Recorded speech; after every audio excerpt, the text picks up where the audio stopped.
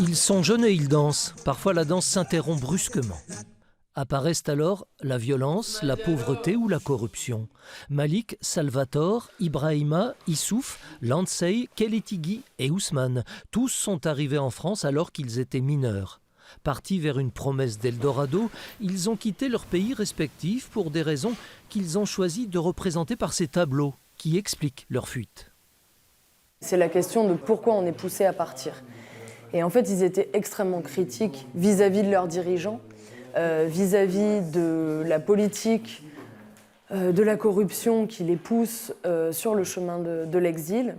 Et donc, c'est vraiment quelque chose qu'on a inclus dans la pièce, parce que nous, on essaie au maximum de respecter ce que eux veulent dire. C'est ce qu'on appelle botte en touche.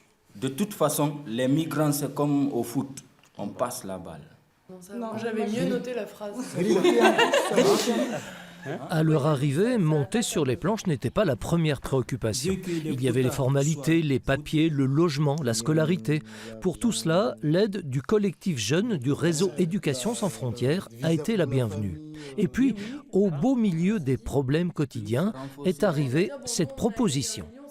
Un jour, Pauline est venue en nous proposant, voilà, et les jeunes, si on est intéressé pour faire du théâtre, voilà, on peut venir s'amuser. En fait, le but, c'était ça, quoi. Du coup, on a réfléchi sur nos histoires. C'est pour aussi porter des messages.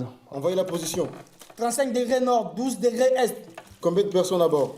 Estimation 150 personnes à bord, des femmes, des enfants et des hommes. Récit 5 sur 5. J'ai réussi à m'échapper pour prendre la mer. J'ai vu mes camarades mourir sous mes yeux.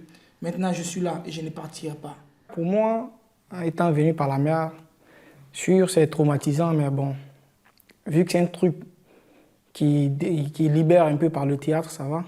Ça me va un peu de remettre ça un peu sur scène et puis sensibiliser un peu les gens aussi.